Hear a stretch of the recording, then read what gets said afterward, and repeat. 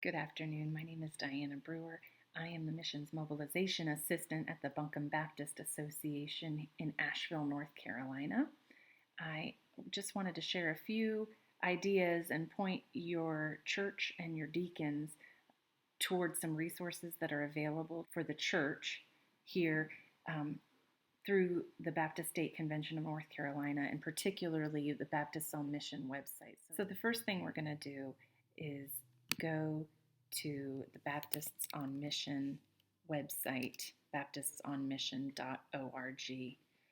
Okay, so over here, under the Lots of Resources for Your Church tab, there's more information to all these links about hosting a blood drive. I know that Newbridge Baptist Church is hosting a blood drive on Wednesday, April 1st from 10:30 in the morning till 3:30 in the afternoon. You can go to the Red Cross website and search by your zip code if you're interested in donating blood. There's also resources for making masks if you would like to mobilize your women's ministry to get out their sewing machines and do that. There are resources available at Joann Fabrics. The one on Tunnel Road currently is without the facing material and elastic, but they are giving out cotton, so you can get started with making of masks. Over here on the church support resources, I really liked this Love Your Neighbor flyer. I know my home church has designed something similar, and one of our church families even changed theirs a little because of the resources that were available to them. But this is a way that you can reach out in your community and offer to make a phone call. I know one family I know of offered to call and do a joke of the day, share a joke. So bring some levity to the current situation. Back on the church response information, the Baptists on Mission has a church grant request form available here. You can apply, your church can apply for a missions grant of up to $1,000. They have set aside funds across the state to partner with you as you partner in the community to meet the needs around you. So the upper limit is $1,000 per church, but you can then use those funds, maybe match them with funds from your own benevolence line in order to help stock a food pantry or provide transportation. However your church is plugging in to meet needs in the community, those are the things that they're looking for here. So there is a grant request available. I particularly liked this page, the Helping Churches Survive and Thrive During This Crisis.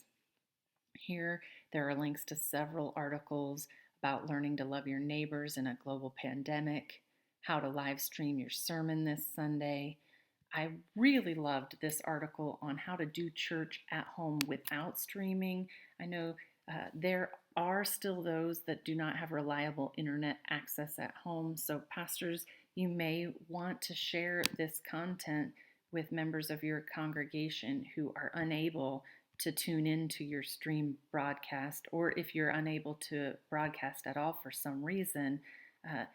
This author, Corey Hartman, gives a sample of how to develop your own worship service at home.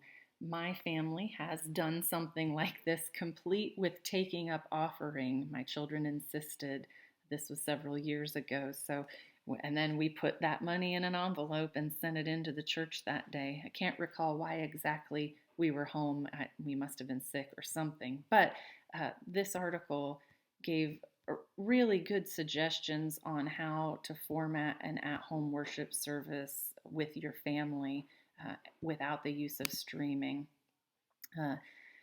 There's an article here by Ronnie Floyd, practical suggestions to help you finance your church's budget in uncertain times. It's very, very useful, suggesting not only the online giving, but the direct ACH withdrawals and so forth. But this article here by Tom Rayner, What Will the Post-Coronavirus Church Look Like? gave us a lot to be thinking about as we look to the future. And he suggests that a lot of church services in general are going to be smaller. Even if you go to a larger church, we might be shifting into a new phase in the history of the church. Non digital giving, he suggests, is going to become the outlier.